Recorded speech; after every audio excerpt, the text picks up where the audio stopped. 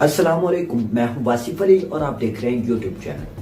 ناظرین کرام، آج کی اس ویڈیو میں ہم نور جہاں کی زندگی پر تھوڑی سی نظر ڈالیں گے۔ آپ سے گزارش ہے کہ آپ میرے چینل کو سبسکرائب ضرور کریں تاکہ میری نیو آنے والی ویڈیو آپ تک سب سے پہلے پہنچ سکے۔ تو چلیے ناظرین کرام، ٹائم کو ویسٹ کیے بغیر اس ویڈیو کو بھی ہم سٹارٹ کرتے ہیں۔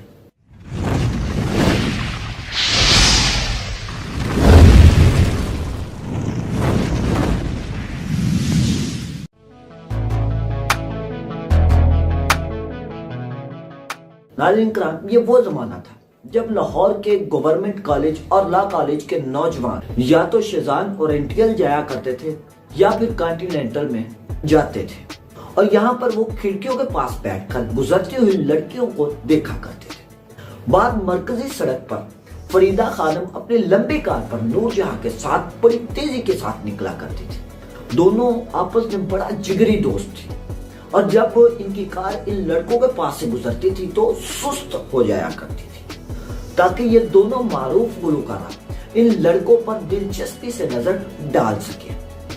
جب سن 1998 میں نور جہاں کو دل کا دورہ پڑا تو ان کے ایک مرید اور پاکستان کے مشہور صحافی خالد حسین نے یہ لکھا تھا کہ ان کو دل کا دورہ تو پڑنا تھا۔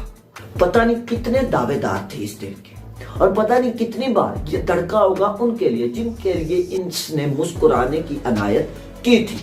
علی عدنان پاکستان کے معروف صحافی ہیں اور اس وقت وہ امریکہ میں رہتے ہیں۔ انہوں نے نور جہاں پر خاصی تحقیق کی، اور جبکہ وہ پہلی بار نور جہاں سے ملنے گئے تھے تو نور جہاں خراب موڈ میں بیٹھی ہوئی تھی۔ سعادت حسین منٹو کہتے ہیں کہ میرا مطالعہ کہتا ہے کہ نور جہاں ایک بد دماغ عورت تھی، گو کہ اس کی آواز کی خوبی بہت زیادہ خدا داد تھی، لہذا اسے بد دماغ ہونا نہیں چاہیے تھا۔ علی عدنان کے مطابق نور جہاں کی یہ عادت ہوا کرتی تھی کہ وہ کوئی بھی بات کہہ کر مسکرا دیا کرتی تھی، ارے یہ میں نے کیا کہہ دیا، اور دیکھنے والا سننے والا یہ سوچ میں گم ہو جاتا تھا کہ نور جہاں کیا ایسے الفاظ کہہ سکتی ہیں۔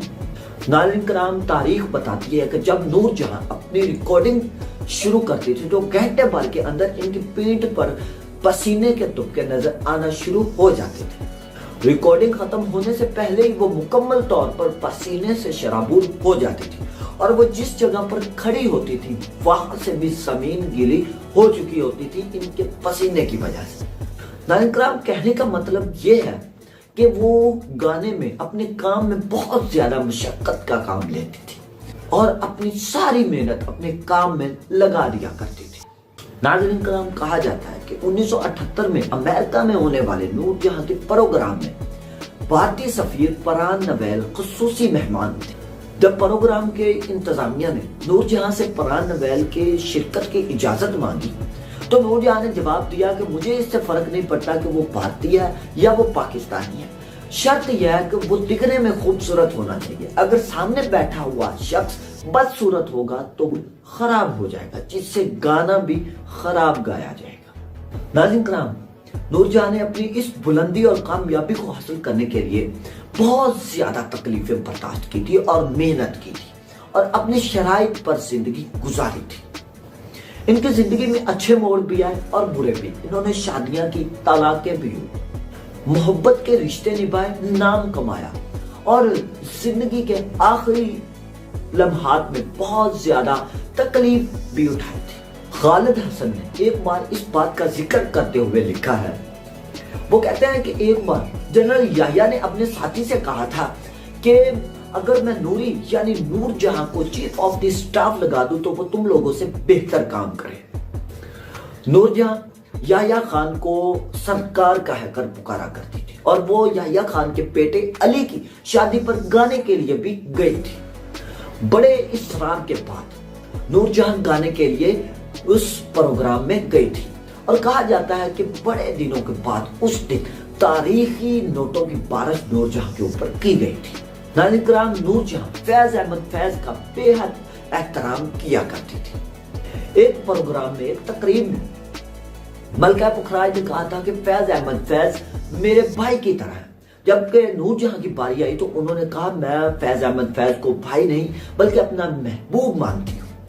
ایک بار فیض احمد فیض سے ان کے مشاعرے میں ان کی نظم مجھ سے پہلی محبت میرے محبوب نہ مانگ سنانے کے لیے کہا گیا تو فیض احمد نے جواب دیا کہ وہ اب میری نظم نہیں رہی، وہ نور جہاں کی نظم ہے اور وہ ہی اس کی مالک ہے، اب اس نظم پر میرا کوئی حق نہیں۔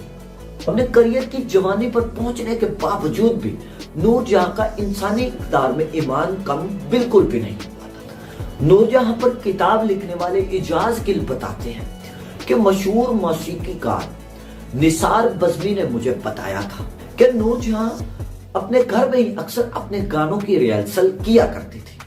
ایک بار وہ جب ان سے ملنے کے لیے ان کے گھر گئے تو انہوں نے چائے منگوا لی۔ جب وہ نثار صاحب کو چائے پیش کر رہی تھی تو پیالی سے چائے کی کچھ بوندیں چھلک کر ان کے جوتوں پر پڑ گئی۔ وہ فوراً سے جھکی اور اپنی ساڑی کے پلو سے وہ چائے کے تکے جلدی سے صاف کر دیے۔ نثار نے اس وقت بہت روکا، لیکن نور جہاں نے کہا کہ آپ کی وجہ سے ہی تو آج میں اس مقام پر ہوں۔ ایک بار کسی نے نور جہاں سے یہ پوچھنے کی جرات کی کہ نور جہاں صاحبہ آپ بتائیں گی کہ آپ کب سے گانا گا رہی ہیں؟ تو نور جہاں کا جواب یہ تھا کہ میں شاید پیدا ہوتے وقت بھی گانا گا رہی تھی۔ سن 2000 میں جب ان کا انتقال ہوا تو ان کی ایک بزرگ چاچی نے کہا تھا کہ جب نور جہاں پیدا ہوئی تھی اور رو رہی تھی تو ان کی ایک پھوپھی نے ان کے والد کو کہا تھا کہ آپ کی لڑکی تو روتی بھی سر میں ہے۔ نور جہاں کے بارے میں ایک اور کہانی بھی مشہور ہے کہ تقریباً 1936 میں لاہور میں ایک مقامی پیر کے عقیدت مندوں نے ان کے اعزاز میں ایک صوفیانہ موسیقار کی خاص شام کا انعقاد کیا۔ ایک چھوٹی سی لڑکی نے وہاں پر کچھ نعتیں سنائی تھی تو پیر نے اس لڑکی سے کہا کہ بیٹی پنجابی میں کچھ ہمیں سناؤ۔ اس لڑکی نے فوراً پنجابی میں تان لی جس کے الفاظ کچھ یوں تھے: اس 5 دریاؤں کی سرزمین کی پتنگ آسمان تک جا پہنچے۔ جب وہ لڑکی یہ گیت گا رہی تھی تو پیر صاحب پر روحانیت طاری ہو چکی تھی۔ جب یہ گیت ختم ہوا تو پیر صاحب اپنے نشست سے اٹھ کر لڑکی کے سر پر آ کر ہاتھ رکھا اور کہا کہ بیٹی ایک دن تمہارے بھی پتنگ آسمانوں کو چھوئے گی۔ اور ناظرین کرام وہ لڑکی کوئی اور نہیں بلکہ نور جہاں تھی۔ ناظرین کرام آج کی یہ تاریخی ویڈیو آپ کو کیسی لگی آپ مجھے کمنٹ سیکشن میں ضرور بتائیے گا، اور میری ایسی نیو ویڈیوز حاصل کرنے کے لیے آپ میرے چینل کو سبسکرائب ضرور کریں اور ساتھ میں بنے ہوئے بیل آئیکن کو بھی پریس کرنا نہ بھولیں تاکہ میری نیو آنے والی ویڈیو آپ تک سب سے پہلے پہنچ سکے۔ تو ناظرین کرام ملتے ہیں کسی نیو ویڈیو میں، تب تک کے لیے آپ اپنا اور اپنے چینل کا خیال رکھیں۔ اللہ حافظ۔